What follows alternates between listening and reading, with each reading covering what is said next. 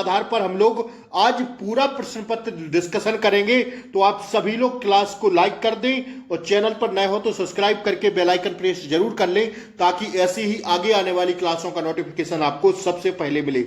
GK GS Hindi साथियों, maths बार reasoning, सारे प्रश्न हम लोग टॉपिक वाइज इसमें देखेंगे। तो साथियों अंत तक क्लास को देखते रहना। पहला प्रश्न देखिए, इस बार जो आपका पेपर है उसका लेवल थोड़ा टफ रहेगा, तो उसी हिसाब से मैं क्वेश्चंस को तैयार कर रहा हूं। आइए, पहला प्रश्न आपकी स्क्रीन पर दोस्तों आ गया। डैश, सबसे पहले डैश लगा दिया है, वो कह रहा है भंडार भारत के खाद्य निगम एफसीआई के माध्यम सरकार द्वारा अर्जित किया जाने वाला अनाज का भंडार है कौन सा? सामान्य अधिमानित वफर या साथियों आय? तो यहां पर भरना पड़ेगा हमें वफर। क्या भरना पड़ेगा दोस्तों? वफर। वफर भंडार भारत के खाद्य निगम एफसीआई के माध्यम सरकार द्वारा अर्जित किया जाने वाला अनाज का भंडार है क्या साथियों? वफर। ध्यान रखिएगा, यहां पर भरेंगे हम लोग ऑप्शन सी, हमारा क्या है? राइट आंसर है। ऐसे ही प्रश्न आपसे पूछे जाएंगे साथियों इस बार, तो स्टार लगा के साथियों छापते चलिएगा सारे प्रश्नों को। आज मैं आपका टेस्ट ले रहा हूं, कल संडे था, कल आपका टेस्ट नहीं हो पाया साथियों, तो उसके लिए माफी चाहेंगे। आज आपका टेस्ट चल रहा है, आप सभी लोग क्लास को शेयर कर दें। इससे पहले 3-4 टेस्ट हो गए हैं, लिंक आपको इसी क्लास के नीचे लगा देंगे, सारे टेस्ट को दे लीजिएगा, ठीक है। कौन सी एजेंसी म्यूचुअल फंड के लिए विनियामक की भांति कार्य करती है? देखिए, जो म्यूचुअल फंड होता है उसके लिए कौन सी कंपनी, आपसे पूछा जा रहा है कौन सी एजेंसी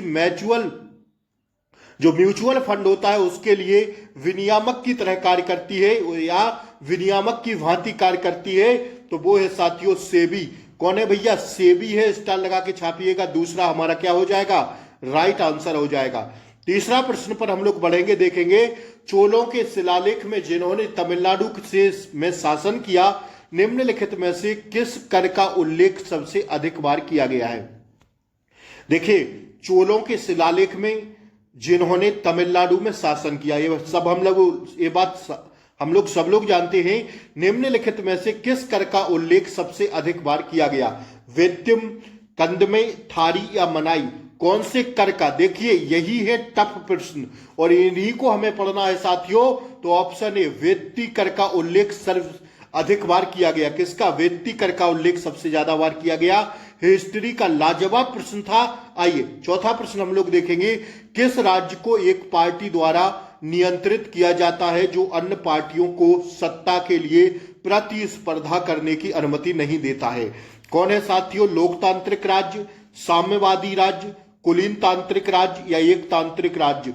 यह प्रश्न पत्र अति महत्वपूर्ण है साथी, अंत तक देखना जीके जीएस हिंदी के प्रश्नों को, ठीक है। आइए, चौथा प्रश्न का राइट आंसर हो जाएगा कुलीन तांत्रिक राज्य, ठीक है।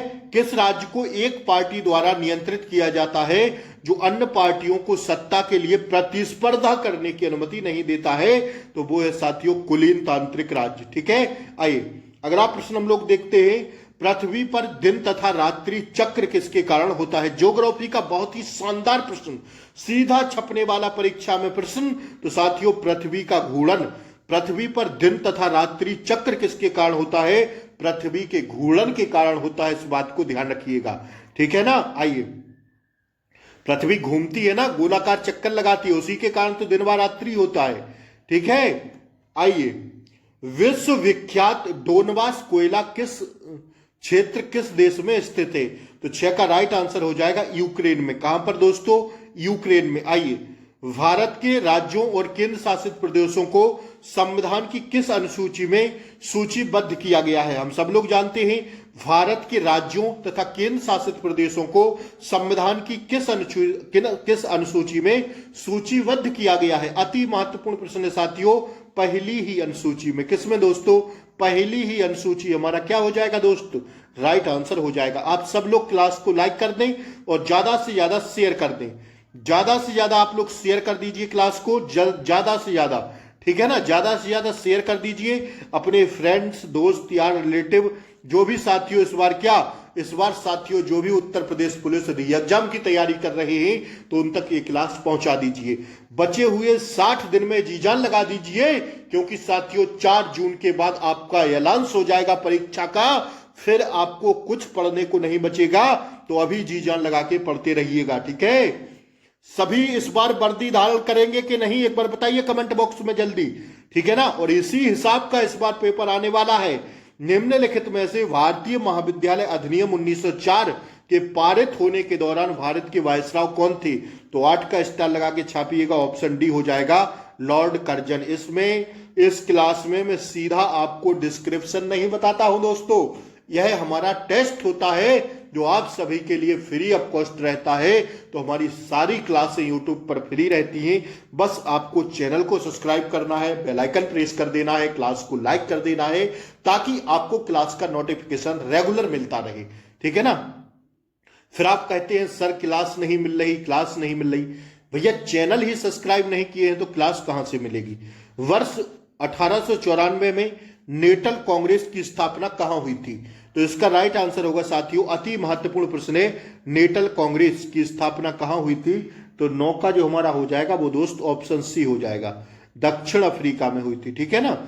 दक्षिण अफ्रीका, ऑप्शन सी हमारा क्या होगा, राइट आंसर होगा। आइए, प्राचीन भारत में जैन धर्म मुख्य रूप से डैश डैश डैश द्वारा समर्पित था? किसानों के लिए, व्यापारियों, कुम्हारों या कारीगरों के लिए? साथ ही जो जैन धर्म था प्राचीन भारत में वह मुख्य रूप से किसके द्वारा समर्पित था? तो साथियों व्यापारियों के लिए था। किसके लिए भैया? ऑप्शन बी हमारा क्या हो जाएगा, राइट आंसर हो जाएगा। आइए, सविनय अवज्ञा आंदोलन किस दिन प्रारंभ हुआ था? अति महत्वपूर्ण प्रश्न है साथियों, 12 मार्च 1930 को। कब हुआ था? 12 मार्च 1930 को। आइए, ब्रिटिश सरकार द्वारा निम्नलिखित में से किस किले को ट्राई ऑफ द ईस्ट कहा जाता था? तो इसका राइट आंसर हो जाएगा ऑप्शन बी, जिंजीका किला को, ठीक है ना। आइए, कमल मंदिर किस धर्म के लिए जाना जाता है? कमल मंदिर किस धर्म के लिए जाना जाता है? तो इसका राइट आंसर होगा दोस्तों ऑप्शन सी, वहाई धर्म के लिए, ठीक है। गोली की तरह रिवीजन करा रहे हैं, बने रहिएगा। पृथ्वी के किस भाग में निकेल और लोहा, अति महत्वपूर्ण प्रश्न है, स्टार लगा के छापिएगा, निकेल और लोहा की प्रधानता है? पृथ्वी के किस भाग में निकेल और लोहा की प्रधानता है? तो 14 का राइट आंसर हो जाएगा दोस्त ऑप्शन बी, नेफे की, ठीक है। आइए, भारत का प्रमाणिक समय किस स्थान से निश्चित किया जाता है? प्रमाणिक समय भारत का किस स्थान से जो समय मानक रेखा होता है वह कहां से लिया जाता है भारत के अंदर? तो साथियों 15 का हो जाएगा ऑप्शन सी, इलाहाबाद से, ठीक है, ध्यान रखिएगा। आइए, इलाहाबाद का नाम बदलकर प्रयागराज कर दिया गया, ध्यान रखिएगा। घुड़सवारी का खेल परिसर क्या कहलाता है? तो यह कहलाता है दोस्तों एरीना। क्या कहलाता है? घुड़सवारी का जो खेल होता है उसे एरीना कहते हैं, ध्यान रखिएगा। निम्नलिखित में से सर्वाधिक जैव विविधता कहां पाई जाती है? बताइए जल्दी से आप लोग, इसका राइट आंसर क्या होगा? सर्वाधिक जैव विविधता उष्ण कटिबंधीय वर्षा वनों में पाई जाती है। कहां पर दोस्त? उष्ण कटिबंधीय वर्षा वनों में। धुएं तथा कोहरे से बनी वातावरण की मोटी कोहरों की तरह परत क्या कहलाती है? तो वो कहलाती है धुंध। क्या कहलाती है? ज्योग्राफी के शानदार प्रश्न चल रहे हैं, आप सभी लोग इसका लाभ लीजिए, ज्यादा से ज्यादा क्लास को शेयर कीजिए। हेमोड मोरेन का एक प्रकार मृदा अपरदन है जो निम्नलिखित में से किस कारण से होता है? तो साथियों यह हिमनद के कारण होता है, ठीक है ना। आइए, भारत के नियंत्रक एवं महालेखा परीक्षक की नियुक्ति की अवधि कितनी वर्ष होती है? तो साथियों यह होती है कितने वर्ष? ध्यान रखिएगा, 6 वर्ष या 65 वर्ष की आयु तक जो भी वह पूर्ण कर ले वह साथियों भारत के नियंत्रक एवं महालेखा परीक्षक के लिए माना जाता है। या तो 6 वर्ष या फिर साथियों 65 वर्ष की आयु ग्रहण कर ले। रेशम का उत्पादन डैश डैश डैश आरंभ हुआ था कहां से? तो यह हुआ था दोस्तों कहां से? चीन से, ठीक है ना। आइए,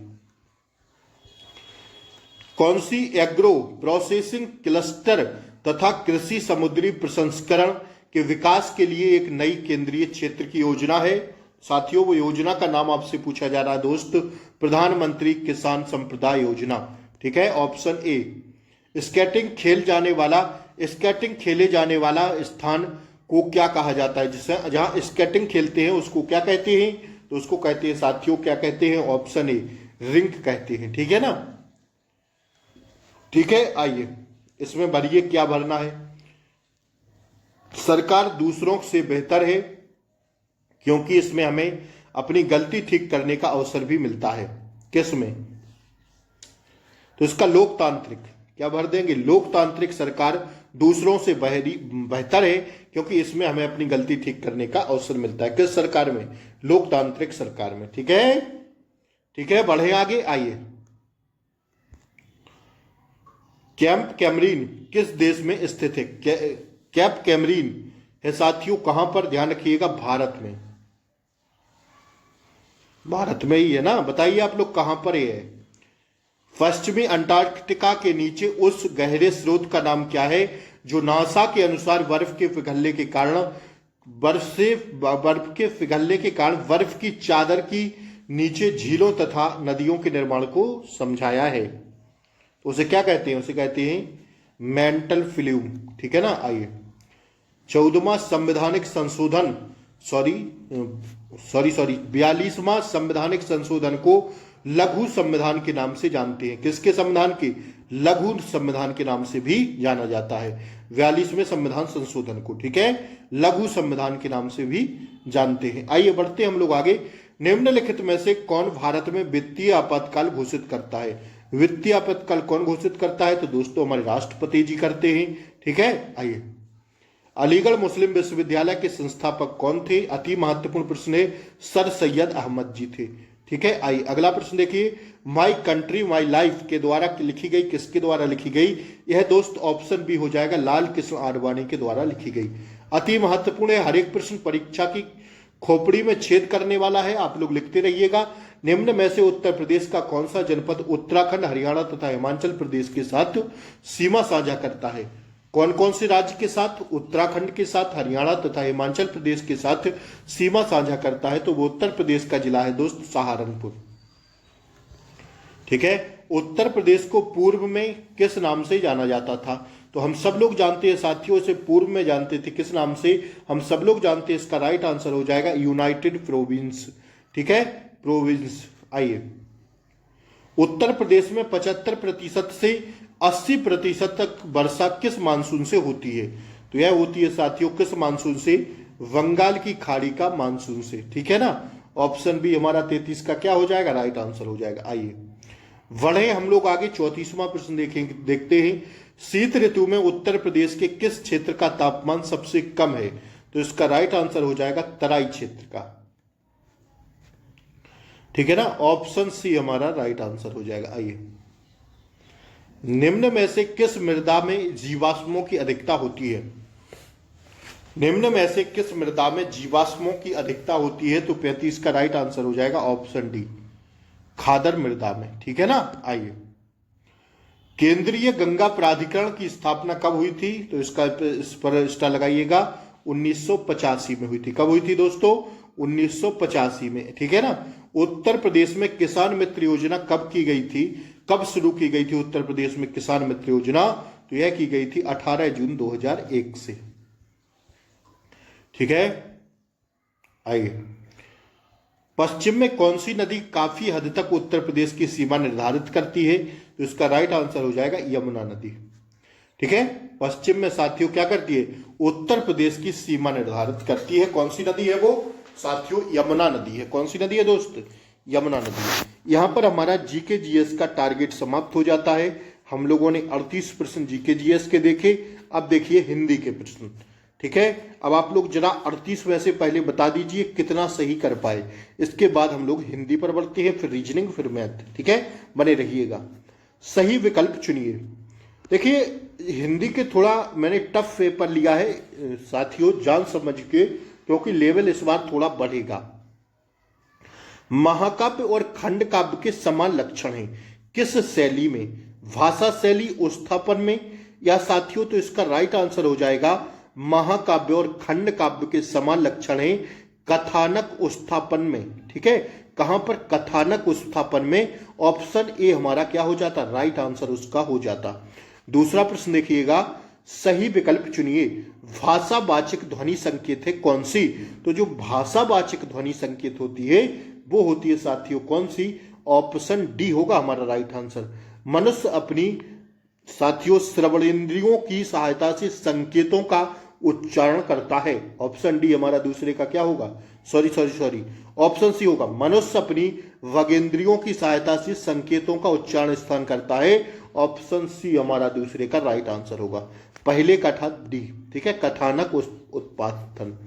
आइए तीसरा प्रश्न देखिए, सही विकल्प चुनिए। सूरदास को किस रस का सम्राट कहा गया है? तो सूरदास को किसका कहा गया है? वात्सल्य रस का। किसका? श्री कृष्ण के साथियों जो वात्सल्य अवस्था थी उस पर उन्होंने बहुत अच्छा वखान किया है। किसने? सूरदास जी ने। तो वात्सल्य रस के लिए इन्हें जाना जाता है। ठीक है, तीसरे का ऑप्शन ए हमारा क्या हो जाएगा दोस्तों, राइट आंसर हो जाएगा। जरा समझने की कोशिश करिएगा हिंदी के प्रश्नों को, लाजवाब प्रश्न है साथियों, ठीक है ना, बने रहिए। आइए अगला प्रश्न हम लोग देखेंगे। फलवन के लेखक में अप्रासंगिक बातों, अनावश्यक विस्तार का उल्लेख कम होना चाहिए, विस्तार से होना चाहिए, बिल्कुल नहीं होना चाहिए। पल्लवन के लेखन में अप्रासंगिक बातों का अनावश्यक विस्तार या उल्लेख क्या हो जाएगा? इसका राइट आंसर ऑप्शन डी, बिल्कुल नहीं होना चाहिए। अनावश्यक बातों का तो उल्लेख कहीं भी नहीं होना चाहिए दोस्त। सही विकल्प बताइए। छंद शब्द का मुख्य अर्थ बंधन है। डैश डैश डैश आदि नियमों पर आधारित काव्य रचना को छंद कहा जाता है। तो छंद शब्द का मुख्य अर्थ बंधन है। क्या भरेंगे अब हम लोग? तो 5 का राइट आंसर होगा ऑप्शन डी, गति तुक मात्रा विराम आदि नियमों पर आधारित काव्य रचना को छंद कहा जाता है। ठीक है, ऑप्शन बी इसका राइट आंसर हो जाएगा। आइए, निम्न में से प्रत्याशित शब्द के समानार्थी शब्द का चयन कीजिए। प्रत्याशित का समानार्थी शब्द होगा साथियों क्या? तो ऑप्शन ए हो जाएगा, संभावित। क्या हो जाएगा? संभावित। ठीक है, 7वां प्रश्न देखेंगे। लहंगा किस स्थान की भाषा है? तो लहंगा जो है साथियों 7 का ऑप्शन भी होगा, पश्चिमी पंजाब की भाषा है। ठीक है, पंजाब साइड लहंगा ज्यादा होते हैं, जानते हैं आप लोग, महिलाओं द्वारा पहने जाते हैं। किस शब्द में हार प्रत्यय नहीं है? देखिए, जब हम प्रत्यय की बात करते हैं तो शब्दांश के पहले लगते, उपसर्ग शब्दांश के पहले लगते हैं और प्रत्यय शब्दांश के बाद में जोड़े जाते हैं। किस शब्द में हार प्रत्यय नहीं है? तो 8 का राइट आंसर हो जाएगा, लोहार में हार प्रत्यय नहीं होगा, बाकी इन तीनों में हार प्रत्यय लगा हुआ है। निह उपसर्ग, देखिए निह उपसर्ग से निर्मित शब्द नहीं है। अब उपसर्ग शब्दांश के पहले लगेगा तो ऑप्शन सी, निर्गुण में नी उपसर्ग नहीं है, निहित और निकुंज में नी होगा। आइए, उद्धत का विलोम बताइए। तो उद्धत का विलोम हो जाएगा विनत। क्या हो जाएगा? विनत। आइए, भाषा के 3 रूप होते हैं, कौन कौन से? तो साथियों मौखिक भाषा, लिखित भाषा व सांकेतिक भाषा। स्टार लगा के इस प्रश्न को छापिएगा, जबरदस्त प्रश्न है साथी। आइए, निम्न में से सरल वाक्य का चयन कीजिए। सरल वाक्य होगा अशोक पढ़ता है। ऑप्शन ए ही हमारा राइट आंसर हो जाएगा। मुहावरा बताओ, यह नौकर तो डैश डैश डैश है। क्या भर दें कि हमारा राइट आंसर आ जाए? यह नौकर तो मिट्टी का माधो है। क्या है? मिट्टी का माधो है। आइए, पौ 12 होना मुहावरे का अर्थ क्या होगा?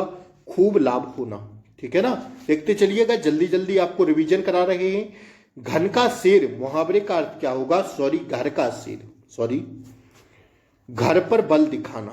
ठीक है, आइए, निम्नलिखित मुहावरे का अर्थ बताइए। सिर से पानी गुजर जाना, मतलब तो ऑप्शन सी हो जाएगा, सहनशीलता की सीमा टूट जाना। आइए, इसको देखिए, निम्नलिखित वाक्यों में मुहावरों का सही प्रयोग किया गया है कहां पर? तो 17 का सीधा आंसर बताते हैं, ऑप्शन डी होगा। धोनी अच्छे क्रिकेटर का प्रदर्शन करके रांची वापस पहुंचा तो लोगों ने उसे सिर आंखों पर बिठा लिया। ठीक है, आइए, सभा और सभा का अर्थ क्या होगा? सवा और सभा का अर्थ बताइए। देखिए, सभा मीन्स तो होता है 1/4, जहां तक हम कह सकते हैं 1/4, और सभा का होता है सुबह की हवा। ऑप्शन बी हो जाएगा, सभा, सभा और सभा में अंतर। ठीक है, अर्थ पूछ रहा था इसके। 18वां 19वां प्रश्न देखिए। अकुल और आकुल का अर्थ बताइए जल्दी से, क्या होगा? कुलहीन और व्याकुल। ठीक है ना, अकुल और आकुल। अतल और अतुल का अर्थ क्या होगा दोस्त? गहरा और अनुपमेय। ठीक है, आइए। निम्नलिखित शब्दों में कर्मधारय समास का उदाहरण नहीं है। कर्मधारय समास का उदाहरण फुआ व फूफा नहीं है। नीलकमल, नीलकंठ, नीलगाय ये तीनों किसके हैं? कर्मधारय समास के उदाहरण हैं। ठीक है, अब ये बताइए फुआ फूफा किसका उदाहरण होगा? निम्नलिखित पंक्तियों में कौन सा रस है? सबते हुए उदास मन बसे न एक ठौर, ताही सोमम रस कहत केशव कबिसिर मोर। इसमें बताइए कौन सा रस होगा? तो इसमें रस होगा साथियों शांत रस। कौन सा रस होगा? शांत रस होगा। अपने सैनिकों की विजय का समाचार सुनकर भारतवासियों ने डैश डैश डैश क्या कहा? घी के दिए जलाए। ठीक है ना, आइए देखते चलिएगा। सही विकल्प चुने। लोक राशि गति यति भूनभ साथ साथ ही रहते, लघु गुरु कहकर हाथ अंत किसमें आएगा? किसे कहते हैं? 24 का हो जाएगा ऑप्शन डी, गीत का छंद को कहते हैं। आइए ये देखिए पद्यांश से, फिर इसके हमें आंसर बताने हैं। इस पद को ध्यान से पढ़कर निम्न प्रश्नों के उत्तर दें। कहीं तुम्हें पर्वत लड़वा दे, कहीं लड़ा दे पानी, भाषा के नारों का गम है मन की मीठी वाणी। आग लगा दो इन नारों में, इज्जत आ गई बाजारों में, कब जागेंगे सोते सूरज, कब होगा उजियारा, जीना हो तो मरना सीखो, गूंज उठे यह नारा, सारा देश हमारा, सोए सूरज की कवि का क्या तात्पर्य है? प्रश्न कह रहा है सोए सूरज की कवि का क्या तात्पर्य है दोस्त? तो इसका राइट आंसर होगा, क्या होगा? कौन सा प्रश्न है? 25वां प्रश्न है। 25 का राइट आंसर किस पर जाएंगे हम लोग? ऑप्शन सी पर जाएंगे। शक्ति पुंज भारतीयों से है जो अपनी शक्ति को भूले हुए हैं। कवि जीने के लिए क्या सीखने को कह रहा है? तो ऑप्शन डी, आत्म बलिदान का कला सीखने को। इस कविता में किन समस्याओं पर प्रकाश डाला गया है? तो 27 का राइट आंसर हो जाएगा ऑप्शन बी, देश की पर्वतीय सीमा, पानी की समस्या, भाषाई भेदभाव, राजनीति से संबंधित समस्याओं पर प्रकाश डाला गया है। ठीक है ना, आइए देखते चलिएगा। पद्यांश के आंसर हम लोग दे रहे हैं। इस कविता का उपर्युक्त शीर्षक क्या होगा? तो ऑप्शन ए, राष्ट्रीय एकता। इस कविता का मूल भाव क्या है? 29 का हो जाएगा हमारा ऑप्शन सी, आपसी भाईचारा और आपसी समझ को बढ़ावा देना है। ठीक है ना। अब 30वां देखिए, गद्यांश कह रहा है शायद, हाँ गद्यांश है। मैं पढ़ रहा हूं, आप लोग सुनते चलिएगा। भारतवर्ष में आकाश जो अनेक छायाएं घूम रही हैं, उन्हें जांचने और परखने के लिए हमें पूर्ण रूप से जागृत चैतन्य साहित्यकारों की आवश्यकता है। आज की शाखाओं हिलती हुई आस्थाओं को शामिल और स्थिर बनाने का काम उस बहिष्कार के आगम प्रतीक्षा कर रहे हैं जो भविष्य में लिखने वाले फूलों संवाद आज के मनुष्य सुना सकें। हृदय हृदय जो एक उत्साह है, प्राण प्राण प्राण प्राण जो एक अनिवार्य उमंग है, जन जन में मूक आशा किलोक हो रही है, उसकी परिभाषा साहित्य की जाएगी, राजनीति विज्ञान में नहीं। बुद्धि और तर्क मनुष्य मस्तिष्क से संतुष्ट करते हैं। कर्म की प्रेरणा तो हमेशा हृदय से ही आती है। हमारे सामने जो सपने घूम रहे हैं उन्हें मूर्त रूप देने के लिए मनुष्य से प्रेरित लेखकों कवियों का क्या काम है? ये रहा आपका गद्यांश, मैंने पढ़ दिया है, आप लोग देख लीजिएगा। आज हमें किसकी आवश्यकता है? अब क्वेश्चन रहते हैं गद्यांश के, आपको आंसर देने पड़ते हैं। तो साथ ही इसका राइट आंसर हो जाएगा क्या? कौन सा प्रश्न था दोस्तों? 30वां। हाँ, ऑप्शन बी हो जाएगा इसका राइट आंसर, जागृत और चैतन्य साहित्यकारों की। ठीक है, आइए 31वां प्रश्न देखिए, साहित्यकार का काम क्या है? शंकाओं और शांत और अस्थाओं को स्थिर बनाना है। ठीक है, मनुष्य के मस्तिष्क को कौन संतुष्ट करता है? तो 32 का बताइए। ऑप्शन ए, बूढ़ी और तर्क। ठीक है, ऑप्शन ए होगा इसका राइट आंसर। आइए, कर्म की प्रेरणा हमें कहां मिलती है? आप लोग देखते चलिएगा। ऑप्शन बी, हृदय से। हमारे सपनों को मूर्त रूप कौन देता है? 34 का क्या हो जाएगा? ऑप्शन ए लेखक और कवि। निम्नलिखित में से कौन सा युग एक युग्म समानार्थी है? बताइए। 35 का हो जाएगा ऑप्शन ए भाई बंधु। ये समानार्थी है, लाभ हानि विलोम है, जीवन मरण विलोम है, यश अपयश विलोम है। एक ही युग्म समानार्थी है, भाई बंधु। कहते नहीं भाई बंधु। शत्रु शब्द का समानार्थी है क्या? अराती। ठीक है ना। एडवोकेट शब्द को उपर्युक्त हिंदी रूपांतरित करें तो अधिवक्ता हो जाएगा। ठीक है भैया, क्या हो जाएगा? अधिवक्ता। हम सब लोग जानते हैं कि अधिवक्ता हो जाएगा। अब ये हमारे यहां पर हिंदी के प्रश्न समाप्त हो गए। 37 प्रश्न टारगेट करके बताइए कमेंट बॉक्स में कितना रहा। देखिए रीजनिंग के प्रश्नों पर आ जाते हैं। पहला ही प्रश्न जबरदस्त जिंदाबाद है। कह रहा है गणितीय संक्रियाओं के अगर हम किसको पलट दें कि हमारा यह उत्तर निकल के आ जाए, तो अगर साथियों इसमें हम लोग क्या भर दें कि यह साथियों एकदम सटीक बैठ जाए, तो इसमें अगर हम लोग ऑप्शन बी भर देंगे। कैसे? देखिए ना, 45, 24, 72, 20, 12 और साथियों 7। यहां पर हमें भरना पड़ेगा गुणा, भागे, ठीक है, बराबर, माइनस और प्लस। ठीक है। अगर यह संक्रिया हम लोग भर देते हैं तो हमारा आंसर क्या हो जाएगा? निकल के आ जाएगा। ठीक है, करिए।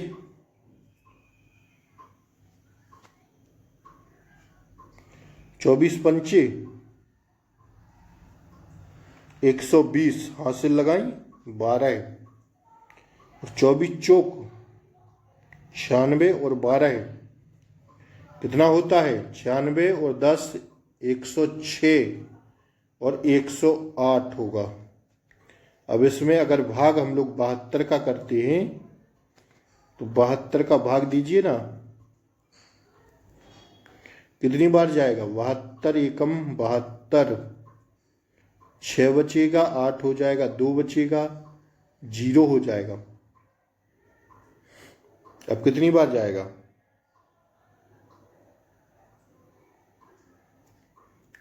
देख लीजिएगा आप लोग इसका आंसर क्या आ रहा है। ऑप्शन बी भरने पर राइट होगा। ठीक है ना, ऑप्शन बी होगा। आइए देखिए इसको। दिए गए विकल्पों में से संबंधित शब्द को चुनिए। वाड़ा सुअर में रहती है। सुअर कहां पर रहती है? वाड़े में। तो साला, गाय जो है साला में रहती है। गाय हो जाएगा राइट आंसर। क्या हो जाएगा? राइट आंसर गाय हो जाएगा। ठीक है, गाय हो जाएगा। ऑप्शन बी हो जाएगा इसका राइट आंसर। दिए गए विकल्पों में से संबंधित शब्द को चुनिए। प्रेम घृणा, जिस प्रकार प्रेम घृणा से संबंधित है उसी प्रकार अहंकार का विनीत होगा। तीसरे का ऑप्शन सी होगा दोस्तों। इसमें देखिए 24 27 भरा है तो यहां पर 72 भर देंगे और 81 हो जाएगा। ऑप्शन सी होगा इसका राइट आंसर। प्रकाश अंधकार तो ज्ञान क्या होगा? 5 का बताइए। ज्ञान अज्ञान, क्योंकि प्रकाश का विलोम क्या होता? अंधकार होता है, तो ज्ञान का अज्ञान होगा। दिए गए विकल्पों में से उसे चुनिए जो अन्य तीनों विकल्पों से भिन्न है। तो अन्य तीनों विकल्पों से भिन्न केवल बल्ब है, क्योंकि ताप, प्रकाश, विद्युत एक ही जैसे ही। आइए दिए गए विकल्पों में से उसे चुनिए जो 3 से भिन्न हो। 7 का ऑप्शन डी हो जाएगा कोरिया। रीजनिंग के शानदार प्रश्न चल रहे हैं, देखिएगा आप लोग। दिए गए विकल्पों में से विषम शब्द को चुनिए। 8 का ऑप्शन डी होगा सोनाटा। विषम अक्षर को फिर से चुनना है तो ए, आई, ई, ओ ये सब क्या होते हैं? स्वर होते हैं। लेकिन डी जो है व्यंजन है अंग्रेजी वर्णमाला के हिसाब से। इसको हटाइए। इस प्रश्न को देखिए। इस प्रश्न का आप लोग आंसर दीजिए। क्वेश्चन नंबर 12 का आप सभी लोग स्क्रीनशॉट ले लेना, इसका आंसर जरूर दीजिए। ठीक है, 12 का राइट आंसर दीजिए आप लोग। क्या होगा इसका आंसर हम नहीं बता रहे हैं, आप लोग कमेंट बॉक्स में दीजिए। देखते हैं आप लोग यहां तक प्रश्नों को देखे हैं या नहीं। ठीक है ना, 12 का जो भी बच्चा आंसर देगा उसकी बेहतरीन तैयारी चल रही है, समझिएगा। ठीक है, आइए अगला प्रश्न देखिए जो आपसे मानसिक अभिरुचि के पूछे गए थे। घरेलू हिंसा से संबंधित रिपोर्ट मिलने पर एक पुलिस अधिकारी का कर्तव्य वह महिला को सूचित करे, कैसे? 35 का राइट आंसर होगा ऑप्शन डी, वह अपने प्रार्थना पत्र को उपयुक्त आदेश की प्रार्थना कर सकती है। ठीक है ना, ऑप्शन डी होगा। निम्न में से यह किसका मत है जो एक स्कूल खोलता है वह एक बंदी गृह बंद करता है? तो 36 का होगा right answer option B, Victor Hugo. ठीक है, होगू। दंगों के दौरान पुलिस को निम्न में से सर्वप्रथम कौन सी कार्यवाही करनी चाहिए? तो ऑप्शन डी हो जाएगा, दंगा भड़काने वालों, आगजनी पथराव पर फायरिंग करने वालों को सशक्त चेतावनी देना व हल्का लाठीचार्ज करना। ऑप्शन डी क्या हो जाएगा, राइट आंसर हो जाएगा। साथियों यहीं का प्रैक्टिस सेट यहीं आज समाप्त करते हैं। कैसी लगी क्लास जरूर बताएं। सारे प्रैक्टिस सेट के नीचे लिंक है। क्लास अच्छी लगी हो तो लाइक शेयर सब्सक्राइब जरूर करें, शेयर भैया जरूर कर दें। ठीक है, ऐसी ही क्लासें मैं लेते आता रहूंगा आप लोगों के लिए, तो उसके लिए चैनल को सब्सक्राइब कर लें। साथियों मिलते हैं अगली क्लास में, डिस्क्रिप्शन वाली क्लास में। तब तक के लिए जय हिंद, टेक केयर, बाय बाय, नमस्कार। नमस्कार साथी।